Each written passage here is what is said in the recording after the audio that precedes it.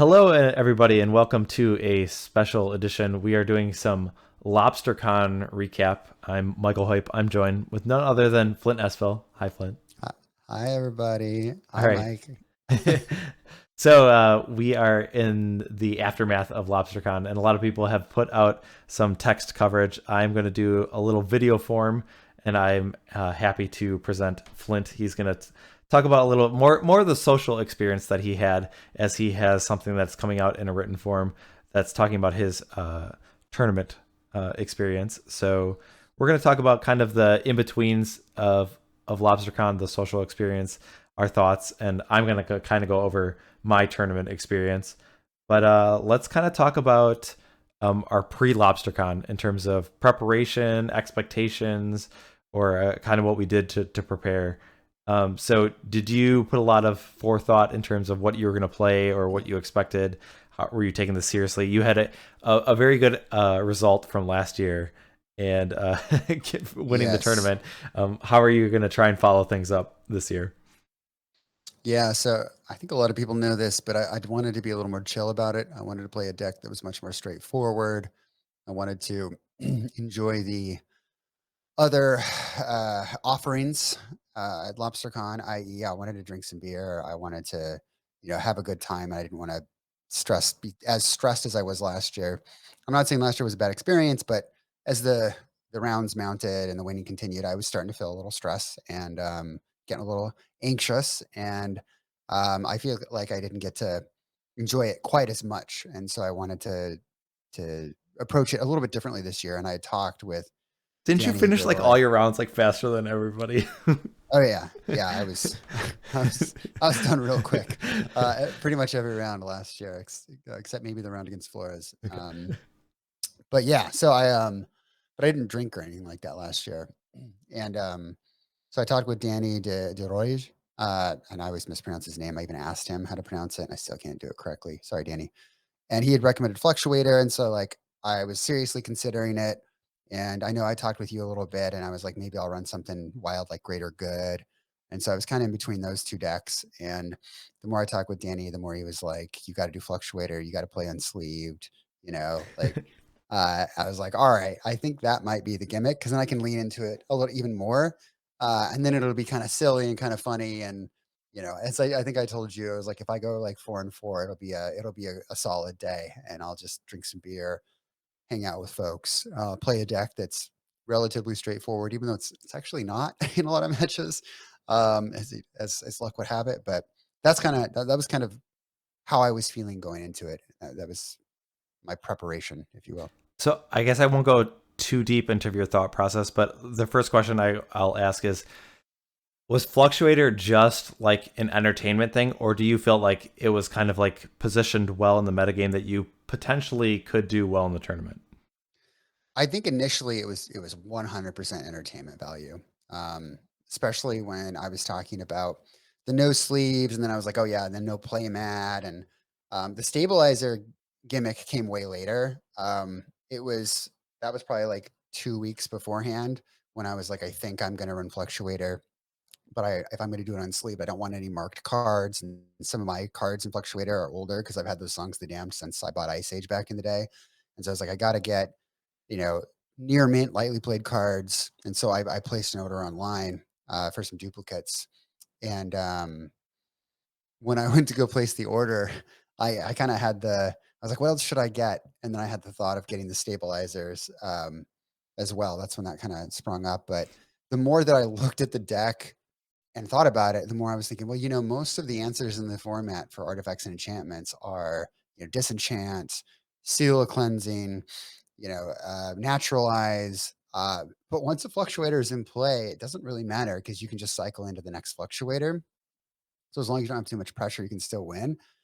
And the more I talked with Danny about it, the more I was like, this deck actually kind of has a chance against a fair number of decks. And when he showed me the sideboard strategy against control decks, because we can talk about what we expected in the meta in a bit, but once he showed me the sideboard plan for control, I was like, okay, this might actually have like a fighting chance at some games, but I still didn't expect to do as well as it did, because it just falls flat to so many decks like Dreadnought, and I expected a lot of those too. So I figured if I could bat 500 drink 700, then maybe, you know, it would be a pretty good day.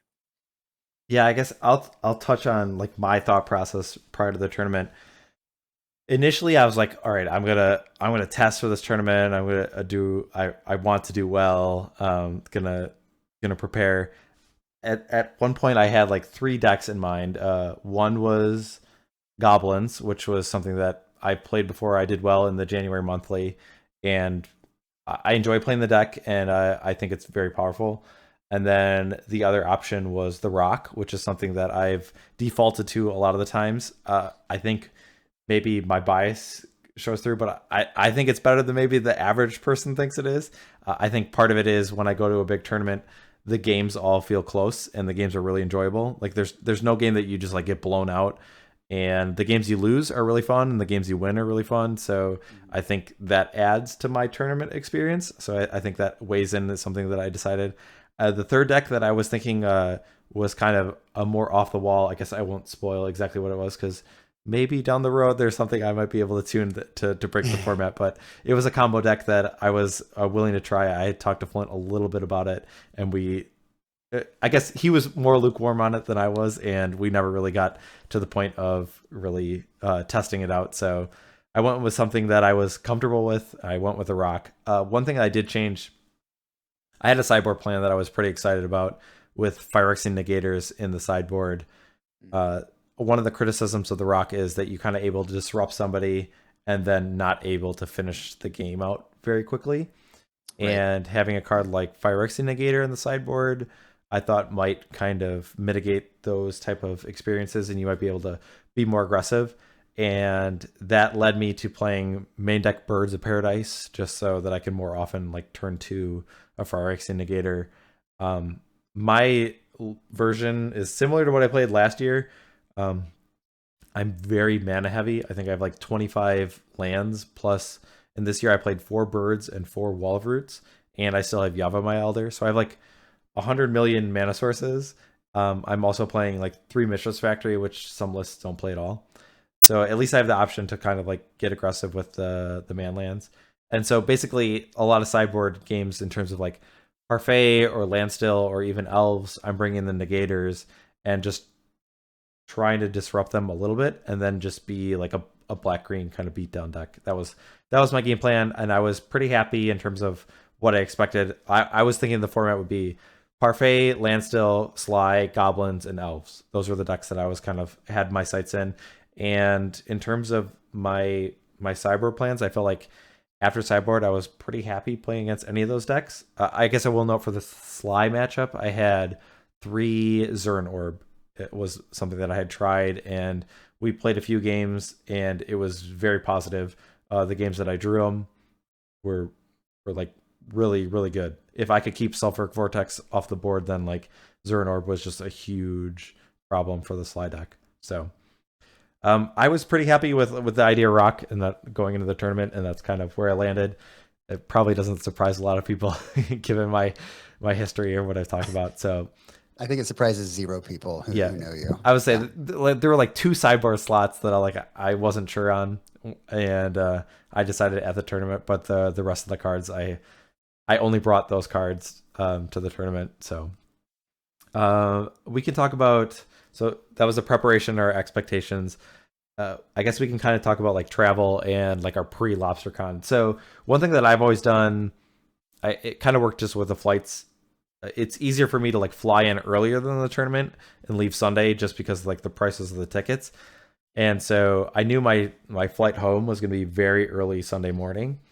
And so I'm like, well, I'll just fly in earlier in the week and do stuff. And so my flight, like I came in like Wednesday morning. I think I landed in Boston at like 10:30 or something. And so my plan was, I'll just like walk around the city, because the previous year I came with my wife and we did stuff like touristy stuff for the first few days, and then I had my Friday for LobsterCon, and then Saturday we did more touristy stuff, and then I left. This year my wife didn't come with me; I went alone, and so I'm like, all right, I'll just figure out stuff. I really didn't like make that like solid of plans. I'm just like, all right, I'm flying in. Originally we were gonna plan to stay with Jared. and things kind of changed like last minute because his fiance had gotten sick. So that was kind of like the biggest change in terms of our plans. Is we were originally going to stay with Jared, and then like it was probably the week of the Yeah. LobsterCon. It was like We Monday or Tuesday. We were scrambling to find a place. Yeah, uh so initially like I'm like, all right, I'll start looking at stuff. I found like I was using different websites like booking.com. I don't know if that's a site that like people use regularly. It's not something I'm familiar with, but there was this place that was not far away and it was way cheaper. So if people didn't book hotels there, like the LobsterCon was during the week of MIT graduation, like the Yep. weekend. So the hotel costs were above average, and so most places were about like $300 a night at least. And so I had found this place that was an base. I mean, Booking.com. It was essentially an Airbnb. Someone owned this place, and it was for 4 nights because I wanted to stay Wednesday through Wednesday to Sunday. Sunday morning. So I wanted to stay at the same place, and it was the cost of it for like 4 nights was, I don't even remember how much it was. It was super cheap. It was like $700 or something. I don't remember. Pretty cheap. And so I'm like, all right, I got this place. Like, I'm not exactly sure if this is a great place, like, because none of the photos showed any of the bedrooms. It just showed like the kitchen and like the main like room, which showed like a sectional and a couch. And so I'm like, whatever. If some reason we can't use the bedrooms, I'll just sleep on the couch. I'm not too picky. Flint, you seemed a little bit more apprehensive in terms of staying in the place, but Yep. It uh, was it was in a neighborhood that was a little ways away, and you okay, never know with cities, yep, and you might walk a couple of blocks from one neighborhood, and then all of a sudden you're in a place that's a little more unsavory, and so I just I had you reach out to Jared or whatever just to double check, and he cleared the neighborhood, and then we thought we were good to go at that point. yep. So I put it through, booked it, and whatever, and then like later that day, I got a call, and like my phone's like Boston, and like usually if it's like someone from my area code, I just ignore it. But I'm like, all right, probably You should. always answer if it's from Boston. Yeah, and so yeah, so it was the owner of the house or whatever, and apparently there was an issue with Booking.com and said it was double booked. I don't know if that is just like what actually happened or if it was like a story of like it was mispriced and they were just trying to. I mean, like I don't know what like because this is like days before we were booking. Like like the likelihood of them booking someone else at a higher price was probably pretty low, so they're probably telling the truth. Basically, it said it's not available. It shouldn't have been available on the website. You need to talk to them. So I'm like calling the website and I tell them the situation, and they go like, "Okay, we'll find you like a new place," and they kind of said like we'll compensate you. So I think this company is like based out of Amsterdam, and like the representative I was talking to like was foreign. Like there was a slight language barrier, and so like it wasn't super clear to me. Like, but I was under the impression that basically, and I told them I'm like, just so you know, like I picked this place because it was very budget friendly. Like I'm telling them there is no other location that you're gonna pick that like is gonna be close to this price, and they're like, okay, well we'll do it, and we'll. It sounded like I was under the impression they would compensate the difference. So I'm like, all right, whatever. I let them do it. Like they come back to me at whatever time they like, we have this hotel and it was further away than I would want to be. I mean, I think it was probably a 20-minute drive into the tournament site, Yeah. but it was a really nice hotel. I mean, like this a nice business class hotel. And what they had quoted in the email saying that the total price, which would be for 4 nights, was $410. And then I just look at this and I'm like, this can't be right. Like and so I end up like calling to someone and I like talk to them. I confirm, sure enough, they screwed up. That's not the price. Basically, it was like $400 a night, and I'm like, that's not something I want to pay. The location and the price wasn't good enough. I think we could do better. So, Flint, do you kind of want to talk about where our next step went for lodging? Yeah, so Jared at this point was trying to help us, find a place to stay as we were scrambling, and he connected with some of the old school folks and um, Andy Picaro and a bunch of the the New York crew had a spot, but I think that they were there starting Thursday, so you still would have been out of luck Wednesday. Although I think you eventually stayed with a friend anyway, so it didn't matter. Um, and or maybe they no, they were in Friday is what it was. So we would Yeah. have needed a spot on Thursday. So they were just there Friday, Saturday. And then Reindeer is a well-known name in the old school world. Uh, actually had double booked lodging for whatever reason, and so had a spot available at an Airbnb. It was pretty pricey for like the amount of space that we got, but it was extremely close. It was like not even a 5-minute walk from the Dante Alighieri building, and it was air conditioned, and the air conditioning worked perfect. Yeah. So Mike and I got to we took that spot, and The we got to Tangerine share. Dream. It was Yeah, we Hoip and I stayed together and slept together in a queen size bed in the Tangerine Dream. And I have to say that that might have been the little push that I needed, to get me into the top 4 on Friday morning. Who knows? yeah. I guess we'll never know. But that's where we ended up. Yeah. So I fly in Wednesday. My funny story is, so I got to the airport early. Normally when I travel, I like to think of myself as more of like, I don't know if dominant is right, like assertive or like a leader type person, but like a lot of times when I travel, I am very passive. So I, I, my last Uber that I had taken on my phone was from 2016. So I have not used Uber very often. Every time I've done it, it's with been my wife or someone else. So, but it was like a $50 Uber ride from the airport into the city. And I'm like, something just like I am a sucker for like, I'm super cheap. I just like hate spending money. I'm like, this just seems like too much money. And so I'm like, I know that there's like public transit, and I'm like trying to figure this out. So I'm like on my phone, and I had downloaded an app that was for the transit system, and it talked about the routes. So I had a very, very rough idea of how this things worked. So I knew there was a route that like goes in the area that I wanted to go.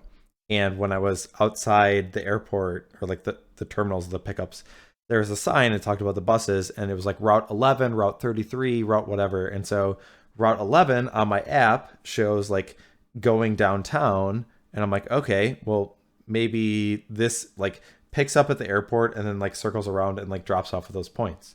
It's named Route 11 or whatever.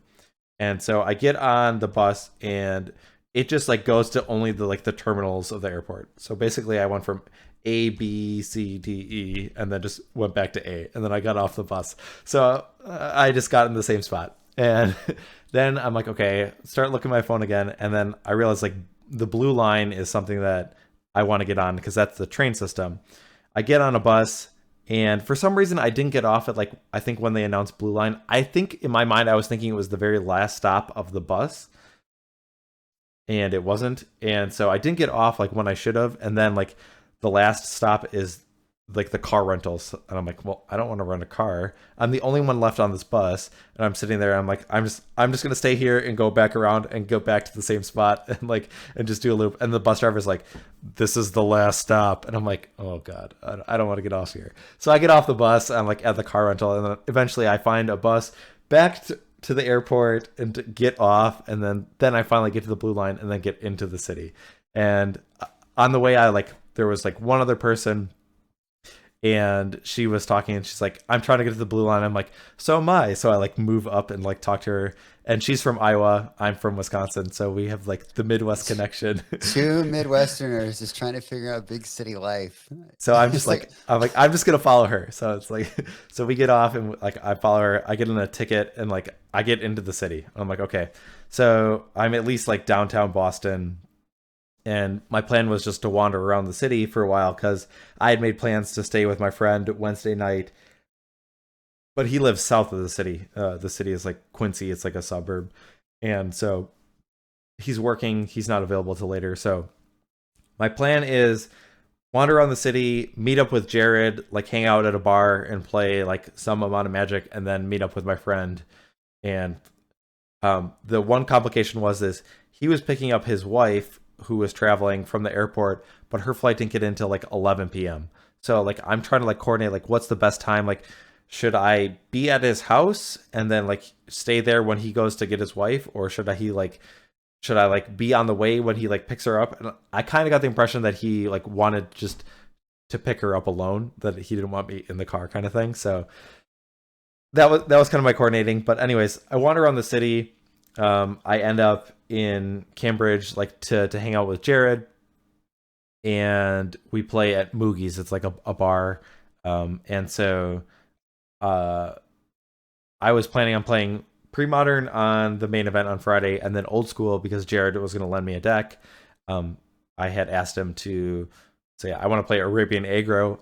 In terms of like Old School, I know the format because I listened to a bunch of stuff, but I'm not experienced in the slightest. Like I probably have like 6 games of Old School Magic under my belt, and those were with 4 strip mines when this is a format when there's just 1 strip mine. So it's in some ways a completely different format. And I think I played 1 match there, and then I was like kind of like talking about like my sideboard or whatever, or my main deck, trying to figure out my last few cards or whatnot. And then I played a few games of Premodern with Jared's deck, and I think I just like lost them all. I played Growatog against Jared, who played Dead Guy Ale, and he kind of crushed me.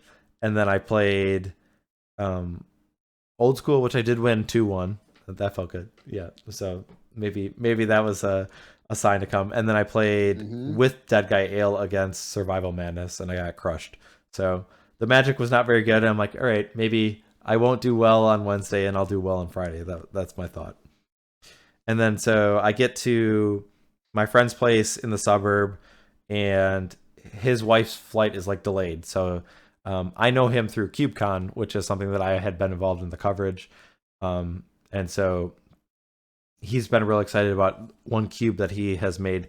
It's like a tiny leader's cube. So the way it works is all the cards cost 3 converted mana costs or less. And then there are certain legends in the like the drafting. And if you take one of the legends, that like becomes your commander basically. And you can have you can only have basics from those the commander's identity colors. If you can play other colors, you just need to draft the non-basics. And gotcha. So basically we drafted Heads Up, and we didn't even finish because he had to leave for the airport. I think he was going to win. He had some busted new card commander that was like really, really good. And, checks out. Yeah. So that was fun. And so like I told him, because I had been up since like 4 a.m.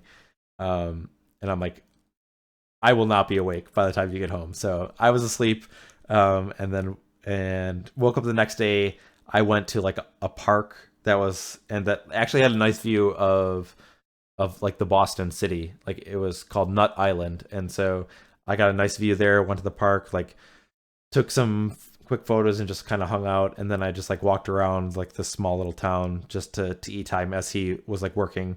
And then he dropped me off at the train station, and I made my way to Jared as I was coordinating to meet up with Jared, and Jared and I were going to go to the airport to pick up Flint. So we went to the airport, and your flight was delayed, right? So we were delayed, like taking off, and then we were delayed once we actually landed because like there was another plane at the gate or whatever. So we just sat there, and it was about a 6-hour flight to begin with. So I probably spent 7 hours on the plane, if not more, and felt really bad for you guys. I was so proud of myself because I didn't check a bag. I was just ready to go. I was like, I'm going to get there. I'm going to swoop into the parking area. They're going to pick me up, and we'll be on our way. That's not how things turned out. Well, I would say it certainly wasn't bad for us. I mean, like I just got to hang out with Jared and just like talk to him. One thing we were kind of worried is like in the airport, like when you're in the like waiting to pick up people, there's I don't know if this is like a normal airport thing, but there's like a security guard that kind of like goes around and usually kind of monitors, and like if you've been there too long, they're like, you got to get out of here. Like you've been like idling too long. There was someone like that kind of like walked, but they just would like move up kind of thing, and like we never got in trouble. So Jared and I were just talking or whatever, so it was fine. But yeah, it was surprising because it was longer than we thought. So I'll note that it was a hot day that day. It was, I think, close to 90 degrees. And so we pick up Flint and um, greet him with like a nice Coke from the cooler that Jared had as we were Yeah, planning to go. that was awesome. You guys had a cooler full of drinks, and I was Yeah. like, "Yeah, let's do this." I got to sit up front. I'm like, "Let's check out Boston." I'm so excited. So our plan is to go to our Airbnb that Flint and I have, kind of drop off our stuff, and then we're gonna go to Dave Firth Bard's to like hang out. There's like a bunch of people that go there, and it's like a cookout, like barbecue hangout kind of thing. So when we're leaving the airport, like Jared's car like starts like sputtering or like seizing kind of thing. Like when he accelerates from like 0 to 25, it like starts shaking or like seizing, and we're like, well, this is weird. And I know I remember Jared had made like a note about his air conditioning, saying that like when his car was idling, that the air conditioning wouldn't work. So uh, I don't know anything about cars, and so like I'm like I don't know what's going on, but like basically he puts on the hazards and we like kind of make our way.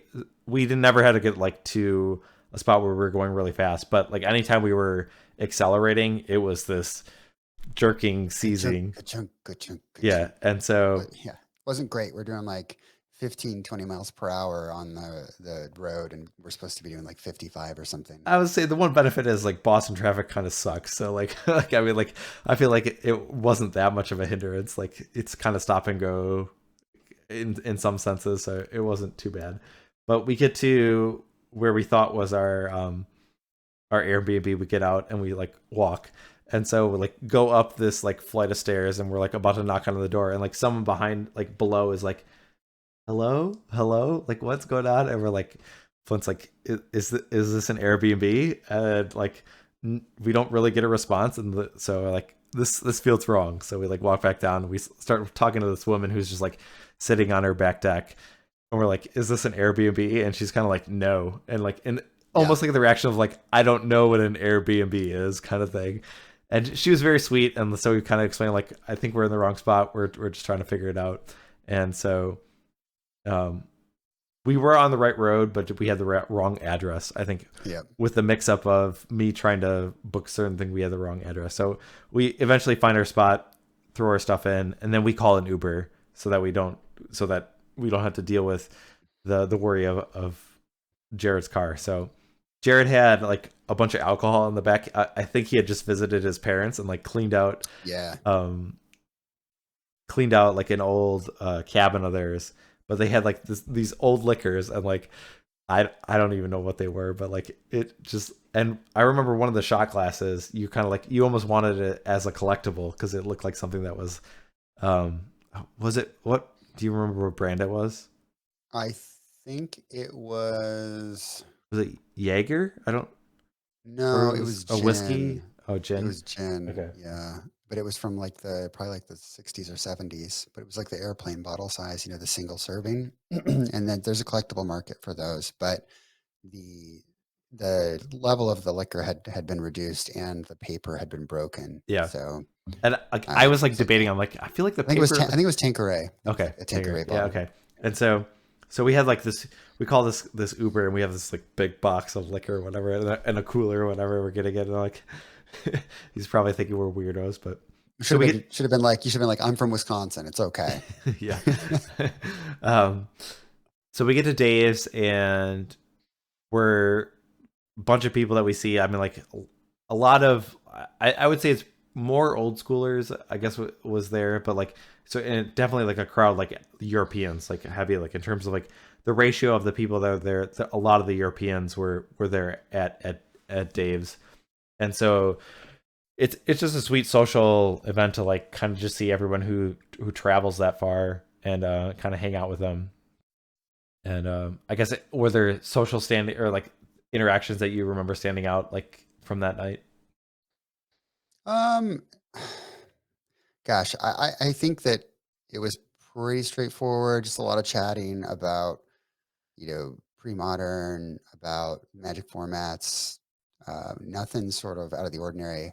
Mano brought Sally's Pizza or whatever. Brought a Sally's Pizza, and it was still really good, even though it was cold. So I'd love to try one of those hot someday. But Other than that, I think, and seeing people, the other standout would have been the Premodern Cube, Jared's Mhm. Premodern Cube that we did. That was a lot of fun.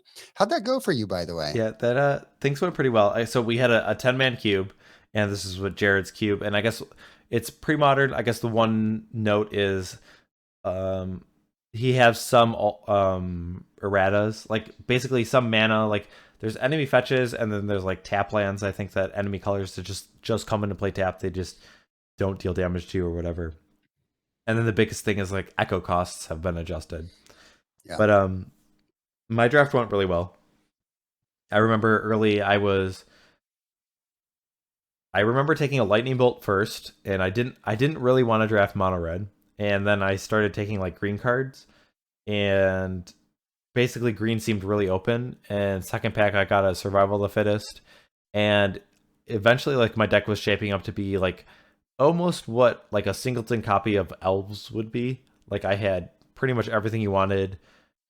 I did not get the squee. I passed that before I had survival, but then like beyond that, like I almost had everything I wanted, other than an anger. I remember I'm just like, and I'm just thinking because we had 10 people, that was the entire contents of the cube, and I'm like, Yeah. how many other people are going to want anger? And so I'm like thinking, I'm like, I'm going to see this anger and I'm going to get it. And I never saw it. And then like I asked Jared, and he's like, no, it's not in the cube. I'm like, because I was like in the one. Obviously it's fine. Like I don't think that card's like that great, but like in that one archetype, because I had like Goblin Sharpshooter and Kieran Ranger, I'm just thinking, I'm like, I'm just going to mow down someone's board. I didn't get the anger because it wasn't in the cube, but um, things went really well in terms of the cube draft for me. I drew really well against Mano. I drew like because I didn't have that many removal spells, and I drew them all. He was playing an aggressive white deck, and then one more. I played against Jens, who was playing a mono red deck, and I kind of, I mean, I feel like I was close to dying, and then I kind of just turned the corner. I think he kind of petered out. I think Overrun did some good work in one of those games, and then third round I played Robin, who was on like a Jund control deck, and basically I got like an early Sylvan one game and an early Survival the other, and those just kind of overran since those weren't removed. And then I played you. It was the last round, and Yeah. so And you got me. I did. Genesis plus survival plus Stormbind. Yep. So Pretty good. yeah, Pretty you were good. playing like a blue black deck, so like once those cards Yeah. resolve, you had a lot of trouble Yeah. catching up, kind of thing. So Yeah, that's rough. things went really well for me with my my cube deck, so I was able to go 4-0. But do you want to talk about the cube draft at all from your perspective? It was pretty straightforward. I just drafted a blue black control that used the blue avatar from, what were those in? Prophecy. Prophecy? Yeah. I guess. But it had Delve. Yep. So all the avatars have Delve. So the idea was that was like my finisher, and did pretty well in the earlier rounds, but I just couldn't grind out with you. Once my counter spell was gone, it was gone. Once my avatar was dead, it was dead. So Yeah, I think there was the, one position no where I had recursion. like Genesis and Avalanche Riders, and I could just like let it die and recur it and just blow up a land of yours every turn or something. So That's pretty good. yeah. Yeah. And then after that, we headed back to the Airbnb. I think I submitted my deck list. I decided my last two choices. You convinced me to play Withered Wretch over Tormod's Crypt or Phyrexian Furnace. I don't know if any of that was. And I told you, you knew what I was on at that point. Yes. And I was like, Crypt is better, Yeah. way better against me. But I think that Wretch is better against like the other decks out there. Yeah, I will agree. I just like the one thing I worried is just assembling black early is not trivial, and like sometimes against the graveyard decks you want those cards early. Very early, yeah. But so I was pretty happy, and so we went to bed and then woke up, and did we get coffee that day? Yeah, Yes. I really wanted to get coffee. Yes. So we got up a little earlier and I found a coffee shop that looked good. So we walked over there and I got coffee and a breakfast sandwich. And I think you just got coffee. Yes. We sat there for a little bit and chatted, and then we went for a nice walk, got a little bit of exercise in that morning, saw a little bit more of Boston. And then we walked back to the Dante Alighieri Center. And by then people were starting to trickle in. And so we still had a little bit of time. We didn't go in ahead of time like last year and help out a little bit and then get kicked out. We just kind of stayed out to begin with. So we Well, found some I guess shade. I'll note, like, I actually helped set up the day before. The day before. That was part of my I before I had done everything. I met with Jared. I ended up at the site and helped set up with a number of other people, and actually we got it done pretty quick. So That's good. Good. But yeah, we just hung out in the shade and just sort of greeted people as they came up, said hello, and waited for the festivities to begin. yeah, I would say like it's always fun. I like the spotlight I think a little more than Flint does. So like I always love it when like someone like comes up and just like recognizes me or just like wants to talk about stuff. I love it. It's I know before we were in the tournament, like someone was talking to me, kind of introduced themselves and just talking about their experiences with Premodern and kind of what they were like wanted to play or like their fun deck, their fun pre-modern deck or whatnot. And so, or just like actually we talked about non-magic things in terms of career or whatnot. And I always like just talking to people in terms of their experiences. So something that's always really fun. And if you're ever in that situation and you come to me, I'm always flattered by anyone able to interact or interested in talking to me. So so yeah, we went into the site, and I guess I will more touch on like my tournament experience in terms of my rounds as compared to, since Flint is you're gonna cover what you did in terms of tournament experience from a written form. Yeah, I have a written tournament report that's going to be coming out soon, and then I was on a podcast as well to talk a little bit more in depth about stuff. So we don't need to delve too much into that. Okay, so I know like I'm sitting down and like I'm excited about my deck. I feel like I really feel like these Phyrexian Negators are going to catch people off guard, and then like I'm in a good position. So round one, I end up playing against blue white land still, and I think my opponent's draws were probably on the lower end. I know I had early Cabal therapies and kind of like new knowledge of their hand. There was one interesting spot where they had an enlightened tutor and only 3 lands, and they got humility. I guess this was the second game, and so humility's on top, and they were gonna draw it without the opportunity to cast it. And I think I had like one turn of whether I was going to like fade that land, because if that humility resolved that one turn, it was going to be real problematic. And then I think they missed, and I ended up like killing them with man lands. But like I feel like my discard spells and the negators were actually really good, and so I was able to win round one, and I won 2-0 that match. And I know I finished really early, and I know one thing that I was thinking was I knew Flint, so Flint's playing Fluctuator or whatever, and so you kind of kept it close to your chest, right? Like you The didn't tell like cards a were ton of kept people. close to the chest, I was saying like literally. when we were at Dave's, like I was kind of liberal telling people what I was playing. Like I guess one thing is like it's nice about the rock is like no one can like keep a hand that is gonna punish the rock kind of thing. Where Yeah, you lose a lot of equity in terms of if people just know what you're on. it's true. So no one really there were very few people I think that knew what you were playing like prior to round one at that tournament.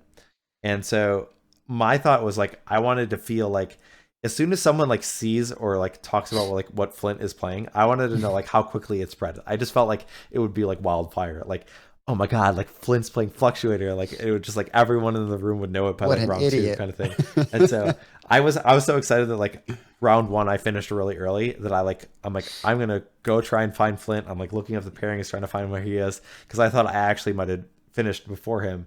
I think I actually did. I don't think I actually got to the table because I think you were just packing up or talking to your opponent Yeah. afterwards.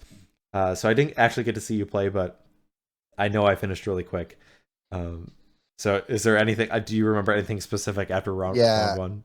So I'm shuffling up and I'm like pile shuffling and stuff and just trying to really get the cards mixed up because I had taken my deck photo. Or not taking my deck photo, but I had assembled it, the non-sleeve version. I took the deck photo later that night, actually. I think I posted it on Twitter. But and Roland Chang, well-known pre-moderner and legacy player and vintage player, is sitting next to my opponent, and he looks over at me, and he's just like, "What are you doing?" Like he's just like kind of giving me the the look, like what are you up to? You know?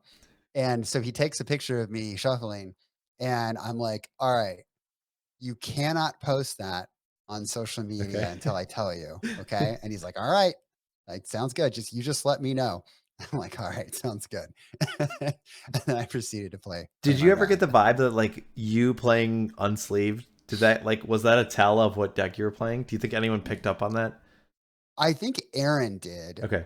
immediately. Like, if you're like really in the know, like I think if Ryan had seen me playing unsleeved, he would know because he did that in the gauntlet. And I think that, I think Aaron is like, even before he saw what I was playing, he like finally saw me shuffling and was like, he kind of gave me that look, like, if you know, you know. Um, so yeah, I think for the people who are just like super plugged into the format, it's a tell, absolutely. But for most people, not so much. Well, I think it's funny because Aaron, I know like in the Discord, there was some channel that they're talking about like LobsterCon submissions or whatever, and he made a post about A him joke. submitting his deck as Fluctuator, Yeah, and I saw that. his was in jest, like he was Yeah. joking about it, but like I know when I saw that I'm like, oh, you're not the only one, like someone else is doing that, so yeah, Well, he did not play Fluctuator, but yeah, uh, Iñaki, the guy from Spain, right? mhm. Iñaki knew what I was playing. Okay.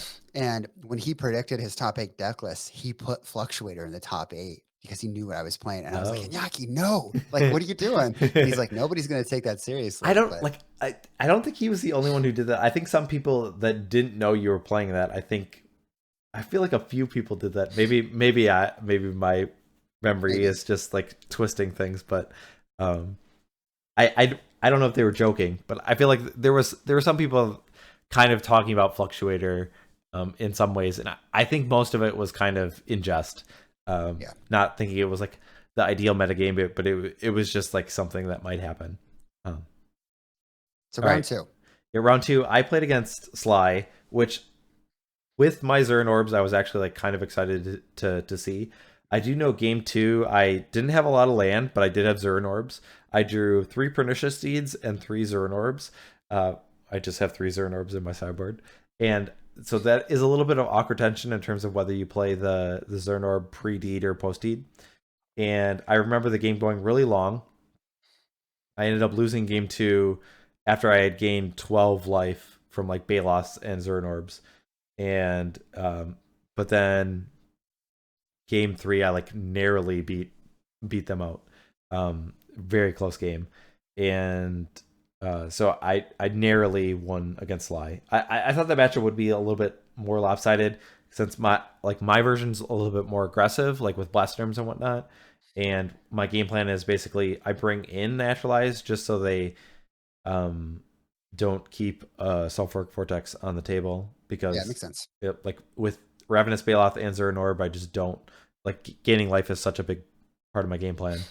Um, but I narrowly escaped the slide matchup in round two. So Nice, nice, nice. Just like we drew it up. yeah, and after that point, I'm just like I start like feeling good. I'm like, all right, I felt like I was playing well, playing Magic well, and like I felt like things were going well. Like definitely that last round, like things kind of lined up. Like things could have gone poorly, but didn't. And I'm like, all right, I was feeling good.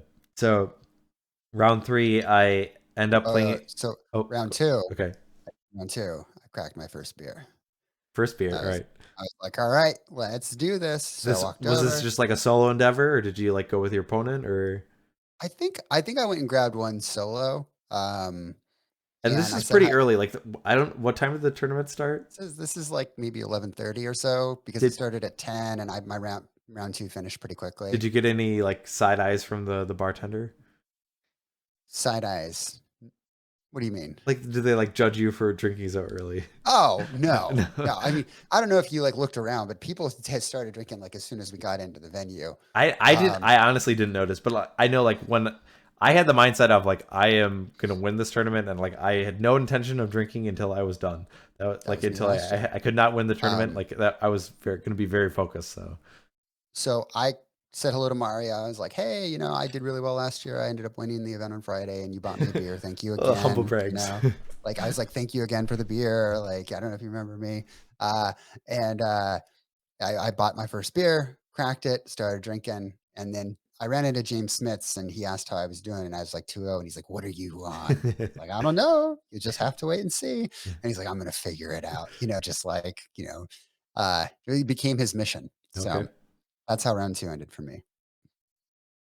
So round 3, I played against goblins, which was of the matchups like that I was expecting to play against somewhat frequently. I was least confident in. I only had like 3 engineered plagues in my sideboard, and basically this game, I think it was game 3. Like we drew like 100 million land. Both of us just like drew a bunch of land. I remember he was just drawing land at one point where we were just draw going, and he finally drew a ringleader. I'm like, oh god, and then he revealed like 2 wasteland and 2 other land. And I'm like, well, that was. I'm like that felt good in that sense. And then, basically like our draws like in the end of the game. I think it was game 3. Were just like so poor. It could have gone either way, and I didn't draw anything, and eventually he like, I think it was just like some 1/1s that like ended up like killing me. That I was not able to kind of like draw out of it, and so I lost my first round against a goblin. So yes, alas. so and then after that so round 4 I played against David Daniel. So I had picked, we had done a podcast in terms of it was Ryan Kowal, Will Hurst, Ryan Gardzinski, and myself.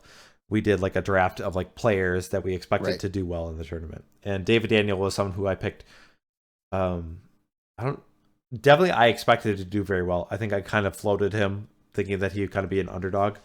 And I picked him to do really well. I knew he was playing blue white since he had done very well with that in the last few tournaments that he's played in. So I don't think I had like absolute confirmation, but I was almost positive he was playing blue white.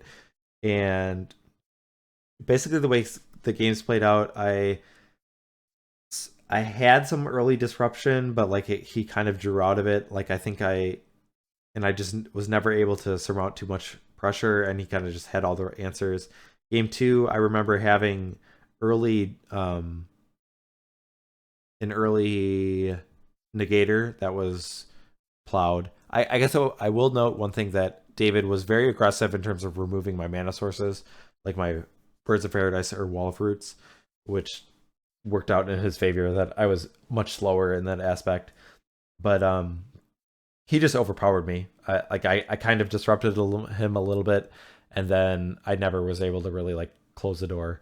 I know the second game he had like both Disenchant and Dismantling Blow, and I had Pernicious Deed that I could never really play to any advantage, because I think the card I was looking to blow up was Mishra's Factory, and if that wasn't active, then the Disenchant effect would come online. So he beat me pretty handily, and so I was quickly 2-2 and kind of put in place.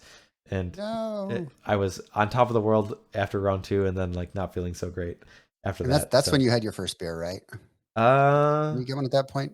No, I I know you don't got think one so. with me at some point. No, I don't think so. I think I was still in my mind. I was still live for top 8, and I was not going to drink. And I was disheartened, but still thinking that I still could make a miracle. I will say, like when I talk to you, the people I would interact with did not really know what you were playing. That was like, I think the biggest surprise to me is I just thought everyone would know exactly what you were playing on by round 2, that it would be the talk of the tournament. People would be whispering in people's ears that Flint is playing Fluctuator, and it was a pretty well kept secret. So James like was sprinting. He was on Zline. He was like sprinting over to where I was. It was either after round 3 or 4 to like see what I was on, and I had just packed up my deck and signed the stabilizer, and the guy had put it away. And so I just looked up and smiled at him and headed to the bar. And I will say, I think it was after round 3 where I started buying people beers as well. I didn't do it for the first couple of rounds, okay, but like after signing like the 3rd or the 4th stabilizer, I was like, this is funny, but it's also kind of a dick move. And like, it's not always super fun to just lose on the 3rd turn, right? Like if you travel all that way to play Magic. And so I started buying people beers afterwards as well. Yeah, so after round 4, the slight consolation was that David, someone I picked to do well, was still 3-1. So that was my slight consolation. Round 5, I remember keeping a hand. It was Swamp, Mishra's Factory, Cabal Therapy, Wall of Roots, Birds of Paradise, and I think like Blastoderm.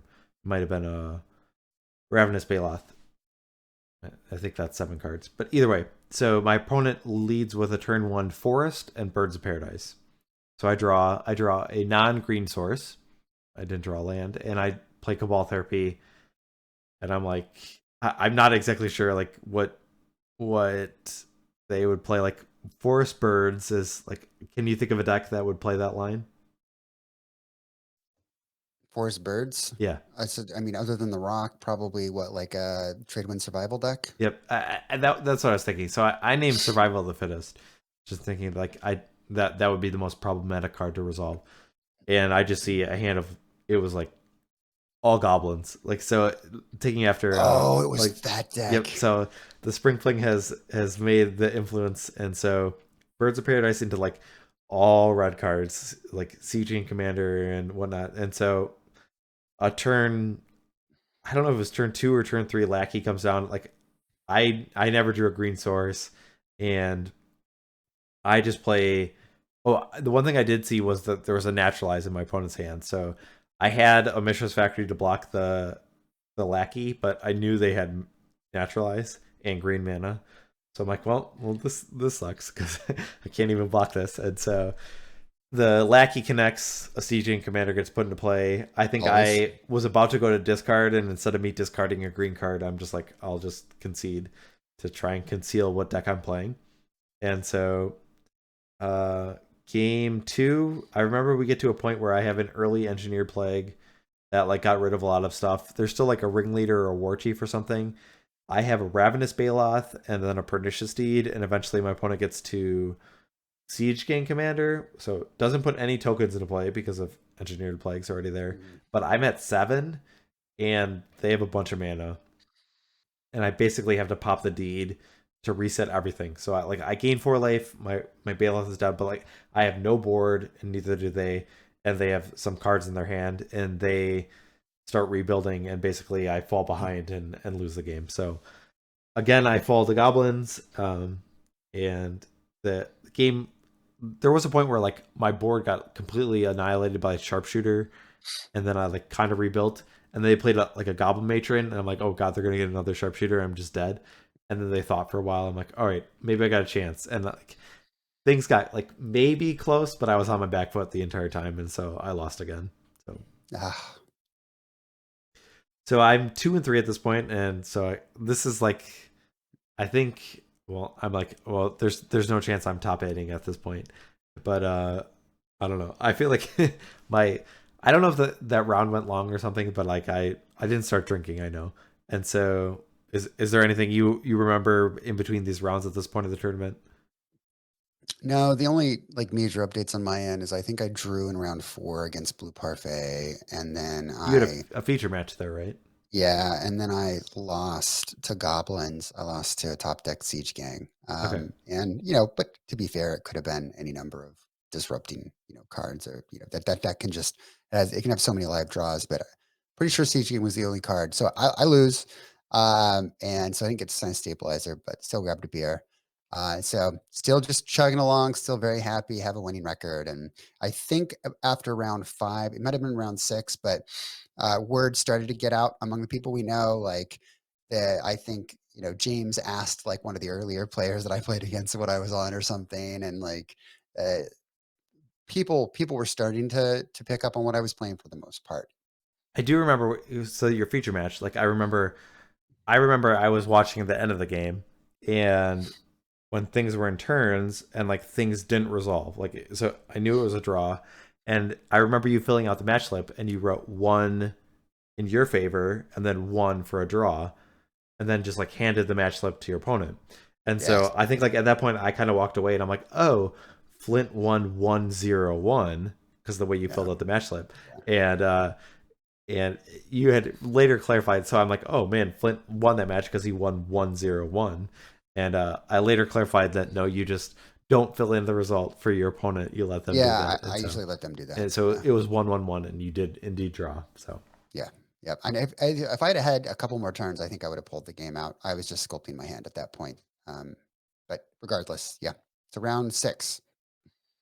yeah, so I sit down, I play against Carl, and Carl's someone I know from like from the monthlies and whatnot. He's very typical to play like full English breakfast, and so that's kind of I think that's what he played last year. That's the deck that I'm putting him on. I keep a hand that had, I think, like I don't know if it was a Cabal Therapy or a Vendetta or something, but eventually I know I named Cabal Therapy and I name Reanimate because I think there was a Hermit Druid in play, and I'm just hoping that there's like the bandit was too tight, like that they wouldn't be able to flashback Corrosion Reclamation and like do everything, and they had Unearth in hand, and I think I just died on. It was like turn 3. Like I think they Elvish Spirit guided out. I think Carl Elvish Spirit guided out a Hermit Druid real early, and I was dead very quickly.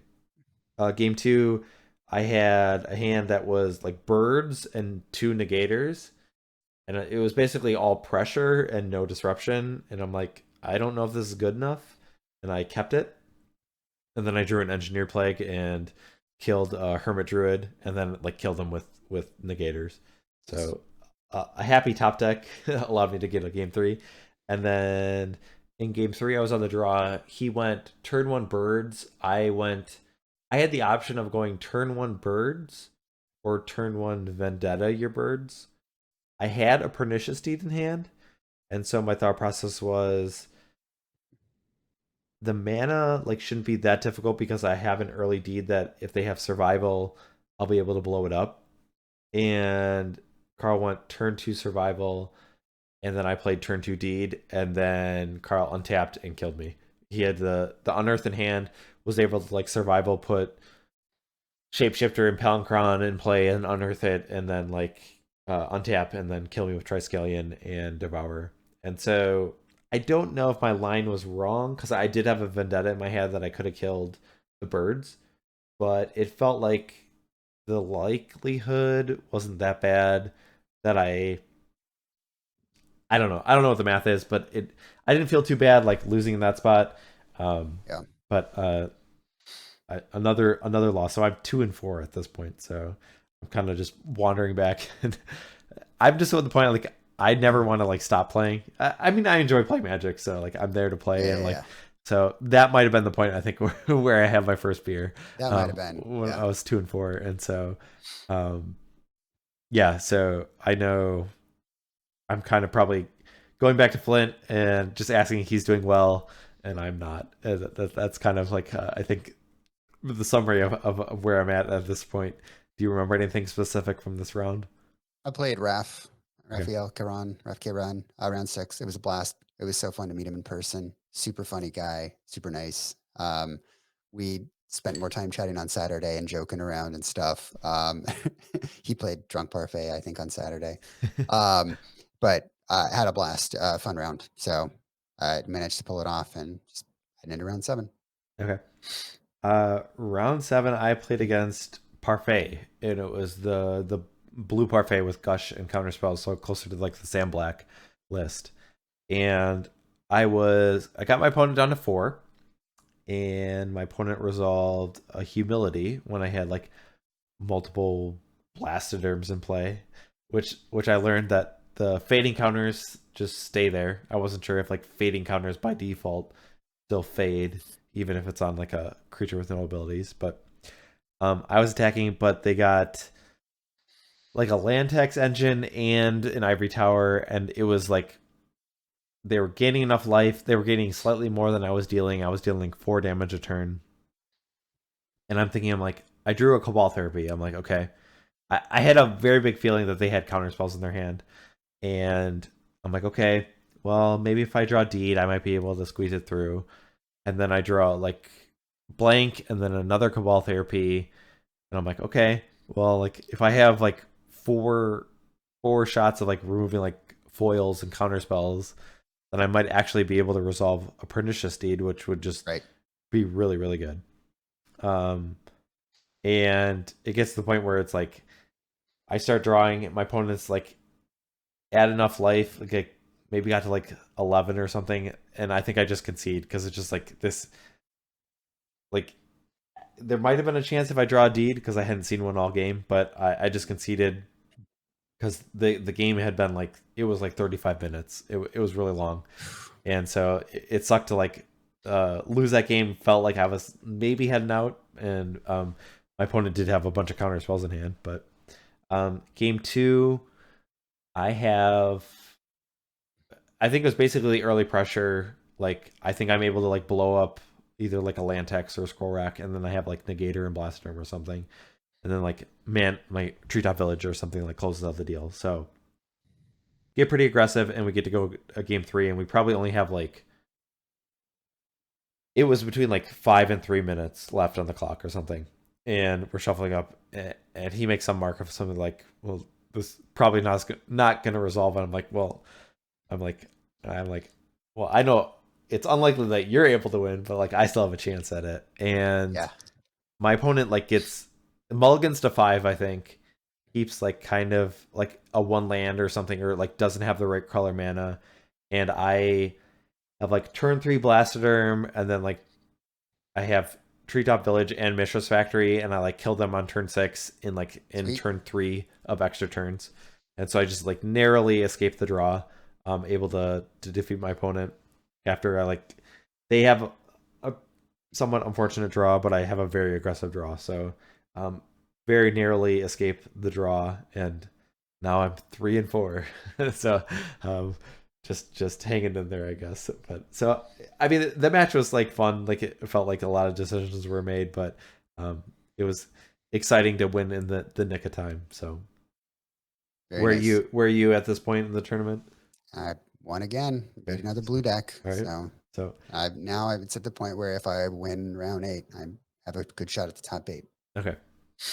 So I sit down round 8, and my opponent goes an early Carnophage, and then plays like Black Knight, and then like Dauthi Slayer or something, and then I have Pernicious Deed that just like destroys 4 permanents or something, and then I like clean up with Raven or Blastoderm or something, and then game 2, my opponent has 2 creatures with shadow, so Dauthi Horror and Dauthi Slayer, and I kind of curve out, like I have Wall of Roots into Blastoderm, and like attack with a bunch of man lands. And so basically I was just able to race the Suicide Black deck.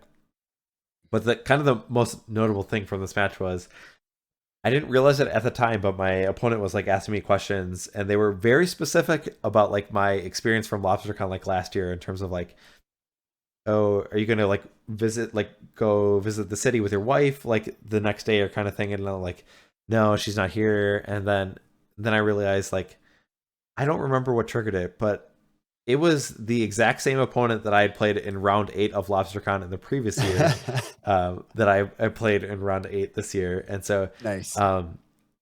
he had defeated me last year. There are 2 key points I remember. He remembered one time that I like named a Cabal Therapy and like named like one of the shadow creatures and hit. And it was like a spot, like I think that would have like changed the game and I was able to win. But I remember the game like it was either game 2 or game 3, and he had a Carnophage in play, and like on turn 2 played a Swamp and a Lotus Petal, and then attacked, and I was able to activate a Mishra's Factory that was summoning sick, so I could block the 2/2. And I'm like, well, I could trade with the Carnophage, but here if he has like Hatred, I'm just dead.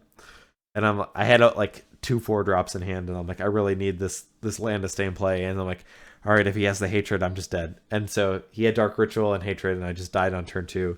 And so that's how I remember the match. And I'm like, I wasn't like mad about it because I knew that was a So possibility, wild. especially like the way the things are sequenced. So he beat me last year, and then I like beat him this year. So it was just funny that that we played each other in round 8. Yeah, that's pretty wild, man. Both ends of the tournament. So I finished 4-4 on the day, and which was very very typical to as the stereotypical rock 50-50 as all things should be. Um, Yep. I wasn't unhappy with my deck. I really actually liked the list, and I would play it again. I said at the end of the tournament, I'm like, if we were to restart everything and I had all knowledge, I'd be happy playing the same 75. Um, things were close, and I think things could have gone better in my favor. But I was happy with how I played and happy with my list, and I guess that's all I can really, as much as I can control. I was pretty happy with it. So at that point, like I think you had drawn or you had to play in. You weren't sure that Yeah. you were Yeah. going to be I able to had to get play. in. I had So to win. you were able to Yep. win your eighth round, Yep. and then I went into like little photo mode. I know. It's Yeah. Yeah. I You're I the wasn't match, as the bad match, as the match. last year. The previous year, I know like at that point I had a few drinks in me. I hadn't eaten like all day, and I was definitely like super buzzed, and I was just like trying to be a photographer, taking my phone and like doing all these shots, and I was trying to get as many photos as I could, at least with when there were 8 quarterfinalists. I was taking photos, and then I was just chatting up people, and like I don't know, like it sounds kind of bad to say. I feel like I just like discounted you, like I'm like, there's no way that you're like gonna go this far. Like I was in some mind, I was like surprised that you had gotten to the top 8, Same. and Yeah. um, Same. To be I'm just fair. like your run's gonna end. And there was, I remember your quarterfinals match. I was just like, I would come over. At one point, you had like a Primoc Escapee in play, which is a 7 mana 4/4 flyer, Oh yeah. and I'm like, I don't know if this is a good thing for Flint or a good thing for your opponent who is playing blue white land still. And I'm like, I don't know what this means, if like how this game has happened, but um yeah. So I was bouncing around, taking pictures and talking to people, but um yeah, you were able to win your quarterfinals match. Yep. I do remember one thing of um Lanny against Peter Smiths. That game was real long, so there it was It was like 2.5 hours or Red Green something. Goblins against Parfait, and Yeah. they were just in the trenches the whole time. And so there The were, goblin trenches, yeah, perhaps. um, not quite literally, but Yep. Yep. somewhat figuratively. And I think the some of the semifinals like went on before those quarterfinals were going, because yeah. So I remember that match taking a really long time, hanging out, and then um yeah, I guess your semifinals was against Brian Sullivan, Yeah. right? Yeah. Against Selden. Yeah. So that was a feature match. I remember watching, and um, I guess I won't go into too much details, but I do remember I'm like, all of a sudden I feel like I turn around and you guys are shuffling up for game 2. I'm like, what happened? I mean, like I'm pretty sure I know the result if that's the case, if it just ended that quick. But yeah, Flint's up a game, and like Yep. so it's like beyond. You beat Blue White in the quarterfinals, and you're playing Blue White in the semis. I'm like, well, maybe this will happen again. And It would so have if it hadn't been for Black Vice. so you're shuffling up, yeah, and I'm just like bouncing around and talking to people, and I'm like, maybe Flint's gonna do this again. And That yeah, son of a bitch. yeah. Eventually, you fall, and Yep. so that ends your run. But like, I guess I would like to think that you exceeded expectations in some ways. I mean, like maybe in the back of your mind, you're like, I could win this tournament with Fluctuator. But No. how did you feel like after you got knocked out? So like at the point where I beat where Selden and I were in game 3, it was looking pretty heavily like Etai was going to be the other finalist. And I knew I couldn't beat Dreadnought, and I didn't talk about this much on the other pod on the pod that I did, but like I got so lucky. You know what I mean? I can't beat a blue white dreadnought or a mono blue dreadnought with my deck. I just can't. Like it is a miserable matchup. And so I didn't play a single dreadnought against a dreadnought the entire day. So I got super lucky. And so part of me when I lost was happy because I knew Selden actually had a pretty good chance against Itai in the finals. Like he's a good player, he's good on that list. Did he play him earlier and beat him? I don't remember. But it doesn't matter. I knew that he like, if I was going to play Itai in the finals, I just wasn't going to win. And I didn't know Itai. Like, he seems like a great kid. I listened to him on, the podcast that Flores has put out. Seems like a really nice guy, and I'd love to like chat with him more. But I know Brian Selden. I played Brian Selden. I like Brian Selden. I consider him a friend, and so I was rooting for Selden. And so when I lost, I could take consolation in one. I went way further than I thought I was going to go. And two, I had a blast. And three, Selden had a really good shot of winning. And so I felt great. And I went and I went to the bar, and I think Selden bought me a drink. So I also he signed a stabilizer for me. I handed him my, I think, second to last stabilizer. And I was just like, hey, you probably know this, but here's what I've been doing. I would love for you to sign this for me. And it's Hey, on I'll just note. it's on my mantle okay, back here. like on the stabilizer. So the thought was you will hand out a stabilizer to anyone you beat. Correct. Right. Yeah. So in theory, I mean, Yeah. like I said, if you had the expectation, the tournament would be 8 rounds, and then ideally it would be 3 rounds after that. So 11 total stabilizers. How many stabilizers did you show up with? I bought 10. 10. So yeah, I bought 10, and I was like, this is more than I need, but it's a nice even number. So I bought 10. Okay. Yeah. So I had so I handed out 7 in the Swiss because I gave one to the guy that I drew with. So 8, 9, yeah. So and then I won the quarterfinals, right? So that's number 8, and then Brian signed number 9. So I had 1 extra stabilizer. So you came somewhat close to I did. running out. Yeah. So I did. Then we got a drink, and then I continued to have fun, and then we watched the finals. Yep, and then I guess we'll briefly talk about like our right after the tournament. So we went to State Park. Yeah, State Park. So somewhat local bar in terms. So we went in. I do remember. So at this point, like, I mean, I had a few drinks. I think you probably had more than I did at this. I think. Yeah. So I was feeling pretty good by the round 8, quarters, and semis. And I grabbed a beer before the semis. I grabbed one, and there's one sitting next to me. You probably can't see it in the coverage, but I'm like sipping on a Modelo. Oh, I remember some photos. You have a Modelo, yeah, and some of them say, yeah. But yeah, so we ended up at the bar, and I remember, and so we like find the spot like in the corner of this bar. We have some pitchers of beer, and I guess one thing to note is like I feel like quickly like these young women like find our way over to the table, and so like yeah. I think initially they introduced them, and they were asking because we all have backpacks. I mean, like, we're coming from a Magic event. We have those. I didn't. Okay. Well, yeah. That's one benefit of playing the Fluctuator deck. So most of us had backpacks, and so yeah. Point of clarification. Their opening line is probably like talking about like we're trying to guess what's in your backpacks. Yeah. And so their first guess was rations. Which at first, when they said that, I thought they said radishes, which to me, I'm like, well, I have that seems like the most absurd guess in the world. But even like, I don't even feel like if rations was the thing you're thinking, that's probably not the way I would like word it. I don't know. I think I would say just like food. That probably. These were very well-educated women. Oh, okay. Perhaps it was just a euphemism for snacks. Oh, okay. All right. Yeah, but rations, like as we were just like military people, just like heading into a bar or something. Their second guess was sex toys. And then, which I assume was like somewhat unjust because I don't know, like, pivot. And like, unless like we're some like weird trench coat like sex toys salesman. Their third guess was Beanie Babies, which honestly, like, if you kind of like consider all things, that's actually pretty close. You talk about like a 90s collectible. Yeah. That was a pretty close guess. So I know like we were hanging out, like there's probably some photos up of like Brian was there and taking photos with the trophy. We're like trying to explain like what we're doing, why we're in Boston or whatnot. Did you have any conversations? Like, I think you were over there for a little bit. Did you? Yeah. I went and chatted with him for a while. The guys were like, go talk to him.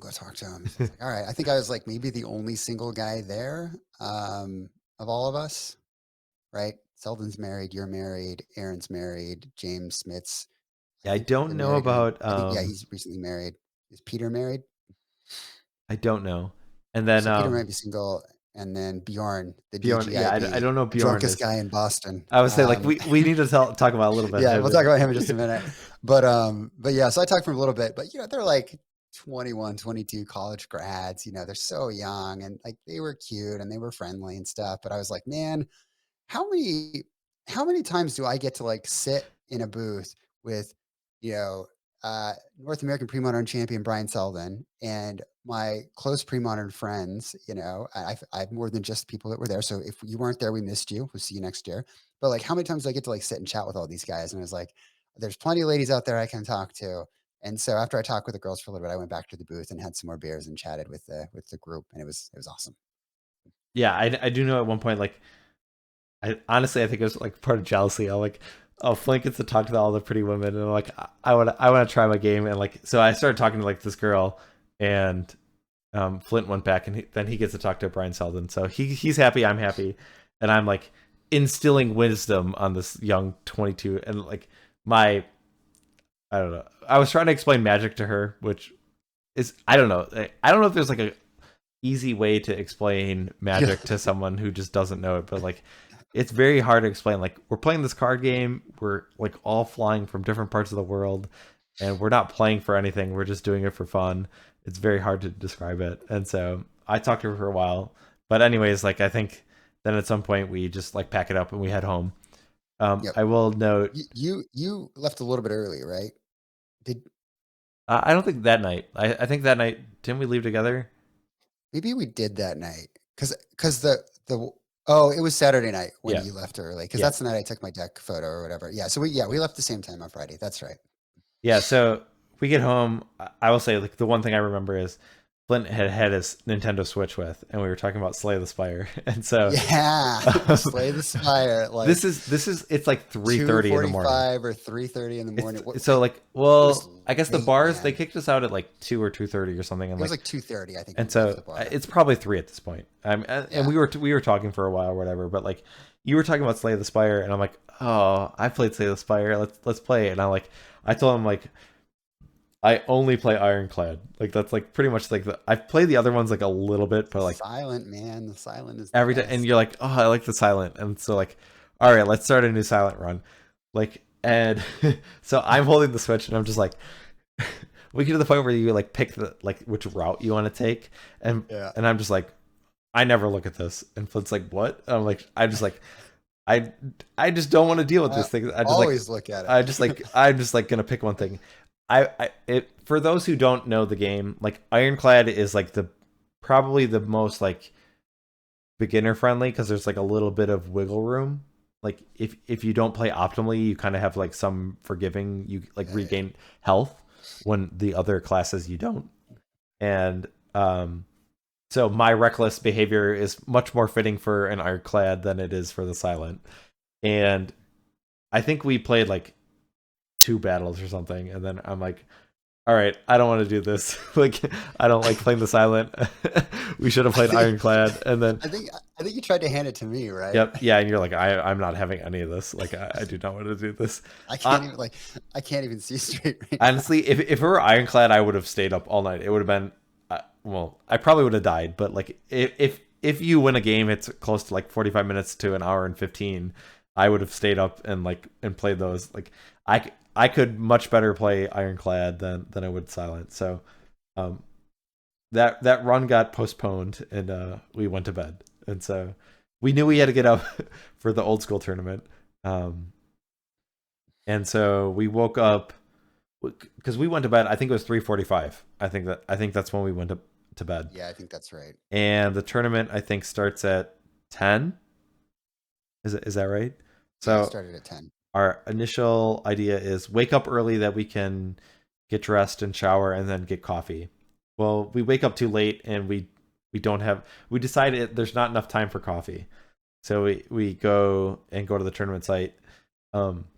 Turns out the things were kind of delayed. We definitely could have got coffee is the way it turns out. But either way, we start. So I'm playing Arabian Aggro, which it's basically red, blue, green with aggressive creatures and all the most powerful cards in Magic and burn spells.